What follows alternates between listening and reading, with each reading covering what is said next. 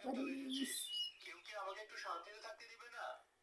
এখানে একটা পাখির বাচ্চা শব্দ করছি, গাছ থেকে পড়ে গেছে মনে হয়।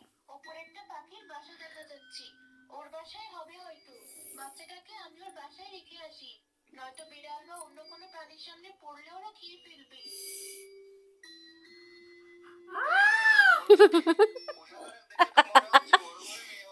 কি করছো? বাচ্চাটাকে গাছের উপর ওর বাসায় রেখে দিচ্ছি। লাগছে না আমার পটপট করে লাগছে বলে ওরকম করবে? হ্যাঁ, পাখিটা যেখানে ছিল সেখানে রেখে দাও।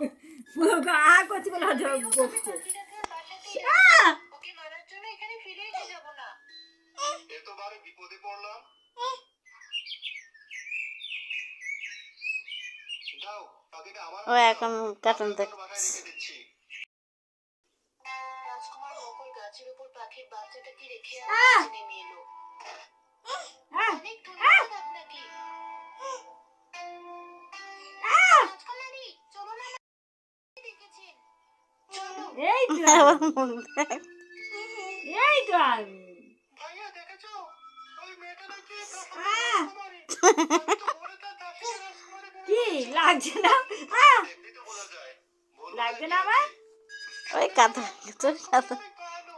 আমার লাগছে না কে ওভাবে সাজিয়ে রেখেছে? তুই তো ভাববি যে লাগছে তো চুলটা পুরো খুলে দাও দেখি কি করে। বুঝে অপমান করে বলেছিস। আমার কি কি দোষ? রাজকুমারী যে দেখতে এত খারাপ হবে কে জানতো?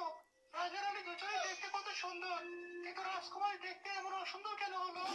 এই গালে দি এমনিতে অনেক গালে দিচ্ছ কেন ছোচা? কিছু বলতে হবে না তোকে। ছোচা নিজের কাজে মনোযোগ দে।